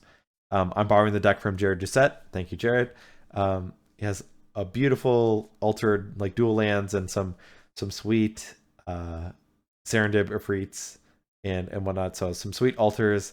I'm excited to play this like aggressive deck. I don't have a lot of experience in old school, but I'm excited to play. What were you on for Saturday? I was on the coolest deck in old school, Living Plane. And for those of you who are not in the know, it's a green enchant world from Legends that's 2 green and 2 colorless. And it turns all lands into 1/1 creatures. They still count as lands. And so the idea is you only need, it's only like a 7 or 8 card combo. It's not a big deal. But you get a Living Plane into play, and then you get a Tabernacle into play. So you basically like start to tax all of their lands. You can play a Caracas, so you can bounce your own legendary creature, the Tabernacle, at the during their end step, so you don't have to pay the upkeep, and you can just replay the Tabernacle. And then you've got other things in the deck like Winter Orb, so they can't just like tap for all their lands every turn or use Moxen and get away with it. There's one Titania song to get rid of Moxen. It's also a kill condition. There's icy manipulators and relic barriers to tap down all the things that they're doing, and also to kind of tap down your own Winter Orb at the end of their turn, or your own Howling Mind at the end of their turn. So there's kind of like a prisony element to it, and also a combo element to it. You're basically just trying to lock them out of the game. It takes forever to assemble. There's other versions of the deck. There's another version that just runs Falling Star, and it runs Prodigal Sorcerers and Birds of Paradise. And I actually like that version better, I think, but I had never played the version with Tabernacle and Caracas. So I really, really wanted to play it. And big shout out to Steve Hines, aka the Library, as he's known here in the Beast of the Bay, because he has so many cards and he's always willing to loan out decks. So he lent me the deck and I played it. It was glorious. And it's usually what I play at old school events, is some iteration of that. Yeah, I guess you kind of showed up with the tournament with a similar attitude in terms of like, I don't know if memeing is the right word, but like I will say there is the the Fluctuator deck is probably closer to a decent deck as compared to this living playing deck, right? Like, Yeah, it probably it is more powerful. People have done fairly well with the Living Plane okay, deck, but it doesn't happen very often, I would say. all right, yeah, my deck is like closer to like a zoo deck. Like I am playing like cheaper creatures and I have a bunch of burn spells, and so like I definitely can punish someone with like the type of deck that like Flint's playing. Like if you're trying to do something kind of clunky or whatnot, you could be punished. So I sit down my first round. I play against like a blue, white, black, like kind of control deck. I guess I remember my opening hand having Soul Ring, Mox, Time Walk, and Brain Geyser, and then lands. And so I can turn one Time Walk and turn two Brain Geyser for 3. And I'm like, I know I'm an aggressive deck. I don't know if like this Brain Geyser is supposed to be like saved, and I'm supposed to cast it for more like on turn 5 or 6 for like 6 or 7. But I didn't have any other pressure, and so I take the early line of like casting a Brain Geyser for like 3, and I get like very light pressure, which gets answered. I get like balanced. I get Mind Twisted for like 5, which I just like have literally 5 lands in hand, and so like I don't know if I've ever been so excited to get Mind Twisted. And then my opponent like resolves Mahamoti Jin and just like kills me with those. The second game, uh, pretty much the same happens. Like I try to be aggressive and my cards get answered, and then 2 Mahamoti Jins like are resolved. One plays defense while the other kills me. Like I think I made an attack. I had a Bolt in hand and I attacked with an Urnham Jin and a Mishra's Factory, and it was, I think in my mind I thought I'd be able to finish off the Mahamoti Jin with the Bolt. He blocks the Mishra's Factory and I just like lose that. And if I had a Psionic Blast, they would have traded, but I just throw away Mishra's Factory and then I just like die. So not really close. I think I was actually like one of the first people who's like done in round 1, and so I'm like kind of wandering around, and so not a great start to my old school. Do you remember anything notable from round 1 for you? Not really. I just got crushed. So I my old school day is not very interesting. I mean, there were like 3 games where, or maybe 4 games where I actually assembled a combo and just like lived the dream, and it was glorious. Uh, my sideboard was a complete transformational sideboard where I just board in Serendibs and Ernims, and Sarah Angels, and just go on the beatdown plan. I actually won a lot of games where I went on the beatdown plan. Um, a lot more games when I went with plan A, but in general, yeah, I didn't do so well during the day. So a lot of like games that weren't very memorable, I would say. Except I did get Mind Twisted for 7 in one game, so that was Mind Twist is a card. Yeah. Yeah. I'll note for my stasis. Or stasis, I played in round 2, and game 1, I was at the point where I had my opponent had stasis and Black Vice and Howling Minds in play, and I think I was gonna die like somewhat soon. I'm like, I had a Chaos Orb and I had 3 mana, so I'm like, okay, I could play it and flip it. And I am not an experienced Chaos Orb flipper, so I'm like, I usually don't get nervous in terms of Magic tournaments or whatever. But like, this is a spot where I'm like, man, this does not feel good, because I can just like play this card, and if I flip it, like I'm probably 85+% to win the game. But if I just like miss, I'm just like dead. And so I'm like, man, I do not want to cast this Chaos Orb. And then like there were 2 Howling Minds in play, and I end up like drawing like Psionic Blast, Lightning Bolt, and I just like draw like 10 points of burn and just able to like kill my opponent instead of casting the Chaos Orb. So I'm like, all right, that relieves some stress. I think that was like game 1, and then game 2, I think maybe went on, but like I was pretty much in control the whole time. It wasn't as close, but that was the one moment like it stuck out. Like I could have flipped a Chaos Orb to like maybe, but I just drew out of it and just burned him out. So that was my round 2. Is there anything you remember specifically from round 2? I lost again. Okay, so Flint's going down, and I'm 1-1 at this point. Round 3, I play against. It was like a blue-black deck that had Sinbad, so that's like a 1/1 that can like draw a card. If it's a land, you put it in your hand, otherwise you discard it. And then the other cards are just like power sinks and counter spells and removals and whatnot. I kind of got the vibe that my opponent. I didn't see like a lot of power cards in terms of Moxen or recalls or time walks or anything like that. So I kind of got the vibe that my opponent might be on an unpowered deck. I was able to win game 1. Game 2, it got like really close, and I got to the point where I know my opponent had Power Sink, which is a card like if they counter it, like you have to tap all your mana, and I had City of Brass, and I was at 2 life, and so in my mind I'm like, okay, there's going to be a spot where I'm going to like burn out my opponent, and like the way I'm going to do it is I'm going to tap all my mana, put like the City of Brass triggers on the stack, and then kill them so that I don't die to Power Sink. And I didn't get to the point where I could like actually kill them in that spot, and I end up drawing the game. So we go to a game 3 where it is 1-0-1, and so he's on the play for game 3 since I won game 1. I think that's the correct ruling. I wasn't sure, but I think he gets to be on the play for after the draw.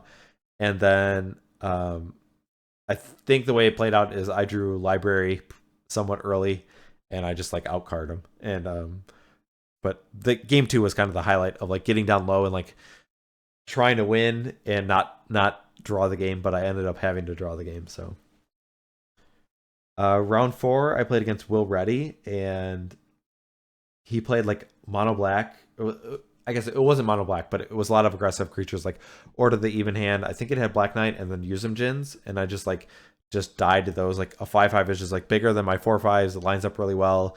I just like died to those creatures.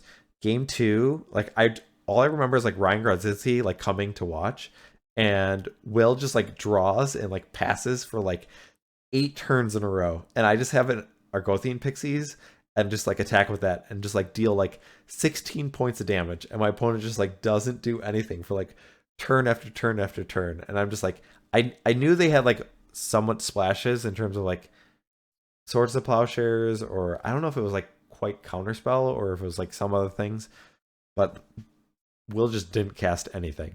And so like game 3, we go to like more of a game, and I think he has a kind of an unfortunate draw and I end up winning.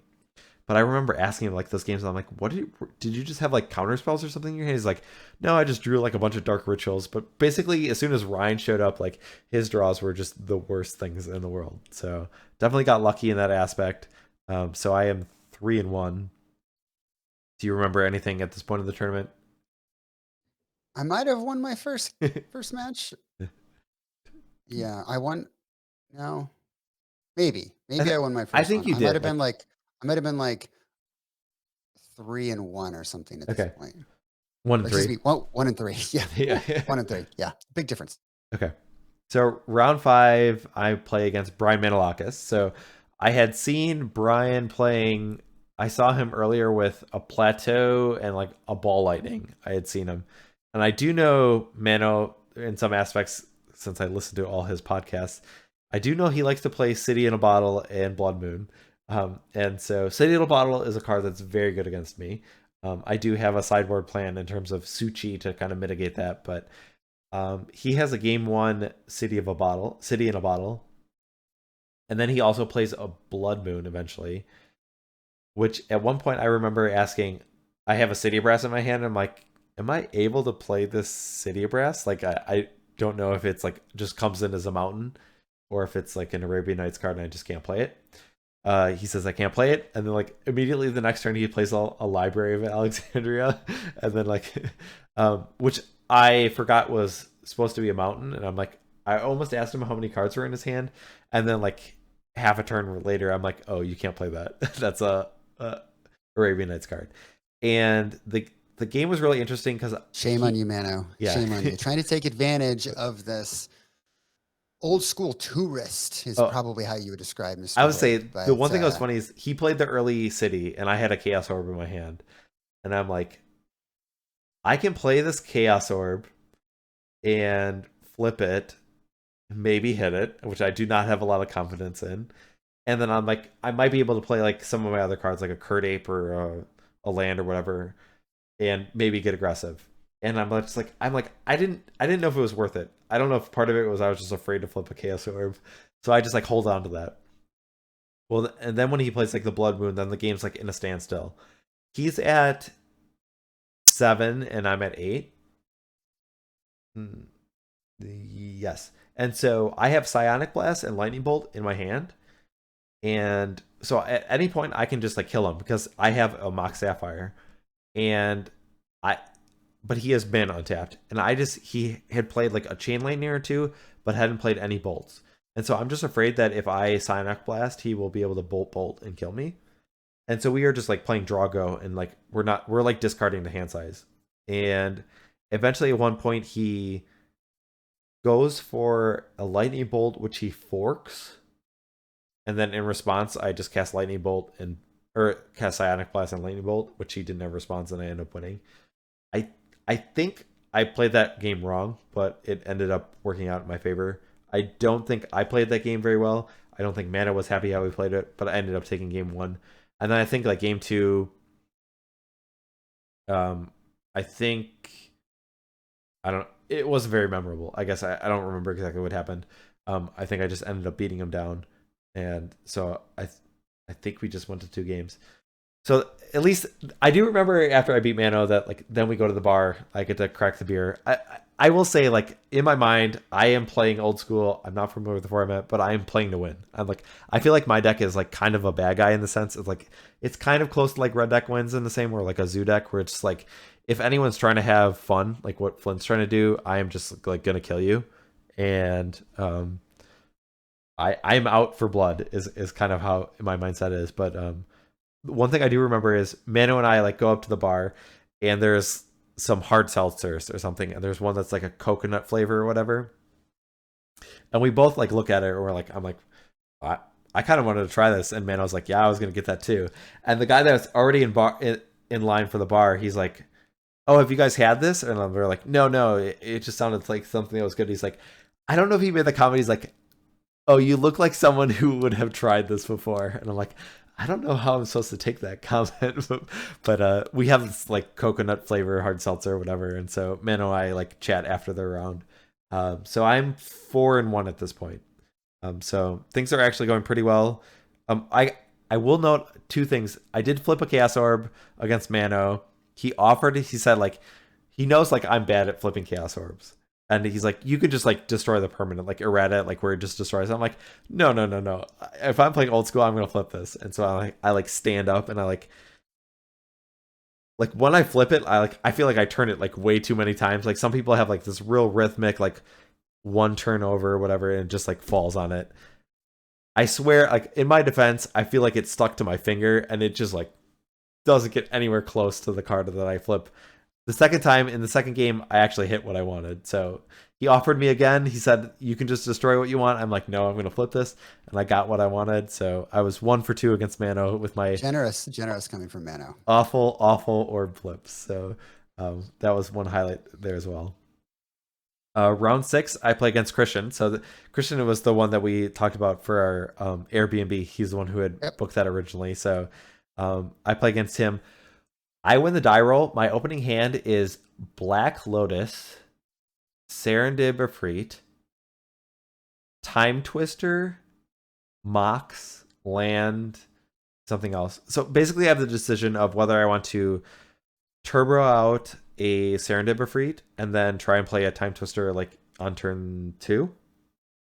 Or I can just like turn 1 Time Twister and like hope, like, since I'm on the play, my opponent just could like draw a really bad hand. So I go for the latter. I Lotus, Time Twister, Lotus, Mox, Land, Time Twister. I draw into my other 2 Mox, play Mox, and then Wheel of Fortune, and then play Land, Scavenger Folk. So I have 3 Mox in play, a Land, and a Scavenger Folk, and I've made my opponent like draw 2 random hands. And then the game actually went on for a while, and I end up winning game 1. Game 2 got really close. My opponent's like playing like, I saw Dralor, which is like a 4-mana 4/4, and then like Suchi, so it's kind of like and then like Esper cards. And so I get to the point where my opponent's at 3, and I have 4 mana in play. I knew my opponent had a counterspell because actually Christian had actually accidentally like dropped it and like flipped it up. And my opponent did not have blue up. So like at this point, I'm like trying to resolve my spells. I cast, I don't know if it was Time Twister or Wheel of Fortune, and I have 1 red up. And my opponent's at 3, and so I have 4 chains and 4 bolts, and I just want to draw one of those to kill my opponent. I didn't draw one of those. I passed the turn. My opponent like plays a 4/4 Time Walk, and then like attacks me for 4, untaps, and then attacks me for 8, and I just die. And then game 3, the game like goes on for a while. Like I have Suchi's, he has Copy Artifact. But basically the game ends in the same way of like a Time Walk turn, like just kills me out of nowhere. So I lose 1-2 against Christian, which games were actually really interesting, and they were really close. So it didn't feel too bad. Though I felt like I played my worst in that matchup. So I am currently 4-2 at this point. So I knew there was no top 8 for the old school event. So I'm pretty sure I'm dead, but there might be a chance I get like 8th. So that's what I'm playing for. So do you remember where you're at this point in the tournament? I think it was 1-5. And was sort of sneaking up to the pre-modern side of Ven and checking things out in between rounds and chatting with folks. But I stuck it out. I played all 8 rounds of old school. Yeah, I was saying, like, I do remember going up there. One thing that stood out is like people were playing lands, like land stack, and like there was a Horn of Greed and a Words of Wind in play, and like I'm like, I think there were, unless it was the same person I saw twice, unless it was already twice. I think there were 2 people playing lands, and I was really think there were 2 lands decks, and I saw 1 Pyrostatic Oath deck as well. It's pretty sweet. So a lot of fun going on upstairs in the Premodern world. Round 7, I played against Patrick Burt, which is someone I know from the monthlies. I had talked to him earlier in the day, and he was talking about losing his voice. He was about to make himself some tea, and he was saying like his voice was real raspy and he was losing it. And by that point, he had a name tag on that said, "I have lost my voice." He has a notebook with like emotes of like, "I'll take the play," or like "hello and good luck," or like, "I drew a Library of Alexandria, I'm sorry kind of thing. And so he had like this notebook, which I thought was like really cool. Obviously it was unfortunate that he couldn't speak, or it was very difficult for him. He was playing a very similar to the deck of what I played in round one. And basically, I remember Argothian Pixies doing a lot of damage. I remember sideboarding in a Sylvan Library and being really aggressive and paying a bunch of life and drawing extra cards there. And game three, I think it was either game three or game two. He just didn't, his mana did not line up, and I ended up kind of just like overrunning him. So a very quiet Patrick Burt, I was able to defeat. But the standout was like the way he kind of mitigated his inability to talk with the notepad. I thought was really cool. So Yeah, that was pretty sweet. I am 5-1. I go into my last round and I play against Workshops, which, from talking to like Mano or other people, like that is a deck that like might have City in a Bottle main deck, or might have a bunch, or like Abyss, like cards that are like real bad for me. Game one, there's a spot where I'm at like 15 life and my opponent has like multiple Juggernauts in play, thanks to actual Juggernaut and Copy Artifact. I like take 10 down to 5, and then I play like Scavenger Folk, Urnham Djinn or something. I have to like I have to chump block with a Scavenger Folk to like stay alive, and then I'm just like, I'm able to kill all his creatures, and then I'm going to get to a point where my library turns online. He just doesn't draw anything for like 4 turns, and I like draw out of it with library, and I'm able to beat him after a really close game one. And then game two, he doesn't do that much, and I think like I play an artifact which he has a copy. I play a Suchi, which he has a copy artifact, which I'm able to like Psionic Blast, and like he takes 4, and then I'm able to like kind of like chip him down. I think eventually win that game. So I ended up finishing 6-2. I think I finished 20th place. So for not playing a lot of old school, was pretty good. And so I felt like I played pretty well most of the day. I don't know. Like, it's actually, I will give credit. Like, I didn't think that the games would be that difficult, but there were definitely certain points where your like line of what you can do with Brain Geysers or Time Walks or Time Twisters, like, it's very difficult to decide what is optimal. And I think even my deck was probably more straightforward than most, but old school was really interesting in terms of the lines that were there. So I know you finished 3-5, so you must have had like a better end of your day than you did for the middle. So Are you sure I was 3-5? I think I was 2-6. You told me 3-5 at one point. So I don't know. I think I might have been 2-6. Okay. Maybe I was 3-5. Right. But I did win. I did win my last round. All right. Yeah. So, but you got to do your thing sometimes, but I think a lot of your wins came from just like cyborging into creatures. Yeah. So, okay. Yeah. And after that, I really it kind of came down to, I think we were going out to eat. I guess we kind of like packed up the tournament site. I was kind of chatting with people, eating some baked goods that were left over from the charity or whatnot, and packing up. And then we were trying to find food. I think it was like 10 o'clock at night or something. Yeah, And it was getting late, and a lot of like some of the old schoolers had gone to this pizza place, so we went there. And by the time we got there, they'd closed the kitchen, and the folks there were nice enough to share like a slice or two with us, so we did that. But then that was really it. Like we just went to State Park after that. So this was the same place that we went the night before. Yeah. There were a lot of Magic people there. We were able to like cram into like this one, like it's like a semi-secluded room. Some people were playing like anti 40K. We were watching that for a bit.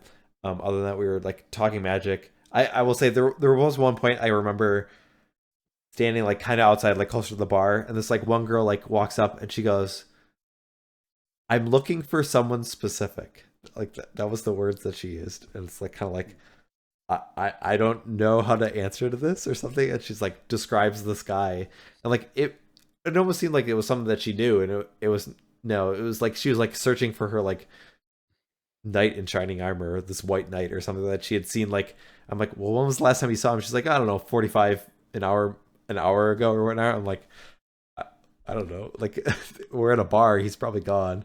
And so I remember talking to her for a while and whatnot, and then just talking to people talking to Lanny, talking to Flores, and Mano. so yep, Mano, and so it was just good time. We did our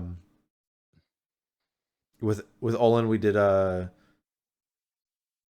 cheer Swedish. in Swedish that we followed. I guess we had done that the night before with Bjorn. Um, Me just trying to mumble words and sound like I know what I'm doing, but I know I had to go to bed early, so I had my flight that left at like 6:40. So I think I left around 1 in the morning to get back. So I go back to the Airbnb, but you stayed out a little bit. Was there anything exciting that happened after I'd left?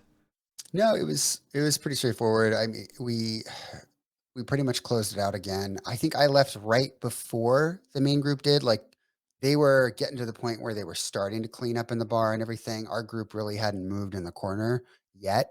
Um, but for me, like the writing was on the wall and I was tired at that point. And so I bowed out like right before I would say the old schoolers did there at the end. I said bye to, like Mano had walked out to get some fresh air or something. So I said bye to him and said bye to a couple other folks. The Flores crew had left, they left, at some point earlier as well. And so said my goodbyes, walked back, got in, and you were sound asleep. And so I took my Fluctuator deck and I laid it out on the floor and I took a picture and posted it on Twitter and then I went to sleep. Just to let you know, I actually wasn't asleep at that point. You weren't? No, but I didn't want to like. Did you watch me change my clothes? No, but Liar. no, He didn't you? well, Oh, so yeah, I you left did. the light on. I You can like admit it, Michael. It's I went to okay. bed with the light on because I didn't want like Flint to like stumble in and like try and find the light. But like I either woke up. I think I woke up when he like kind of came in, but I didn't want to like be like, hey, I'm awake, because I didn't want to talk for like an hour longer because I needed like my flight. My flight left at like 6:40 in the morning and it was already Super 1:30 or whatever, and I'm like, I can't stay up later, so I just pretended to be asleep. And I know you like laid out your deck photo. I didn't realize at the time. I'm like, what are you doing? Like I didn't open my eyes, but I just knew you were not in bed, kind of thing. And so you're laying out your deck photo to make your like 2:30 in the morning tweet of your LobsterCon report. So yeah, that's my secret. I actually was not asleep when you came back, but well, now that the secret's out, yeah, you better watch out. yes. We ever bunk together again. But yeah, I mean, after that, like I remember waking up real early. I made it to the airport, and I got home real early. Got landed in Milwaukee at 8:30 in the morning, and then just drove home, and then basically went to sleep, snuggled with my dog, and but yeah, Nice. that was my LobsterCon experience, and it was a great one. I recommend anyone who has the opportunity to go to LobsterCon to do it. It is, some people compared it to like a family reunion mixed with a Magic tournament, which I think is a pretty good representation. Definitely just like a different vibe of what I've dealt with different tournaments, but I don't know. Like I was there to compete, and I had a good time, and yeah, I didn't do the best on day one, but I still managed to have a ton of fun. So yeah, it was great. Seconded for any listeners out there. If you're on the fence, just go. It was just as much fun this year, getting to see faces from last year and getting to meet more people, have more conversations. It was a blast. So we'll see you there next year. Yep. So thanks everyone to listening. Look out for Flint's report on his Premodern experience, as he'll have more details on that. But thanks everyone for tuning in. Hope you enjoyed this. But until next time, take care. Night, everybody.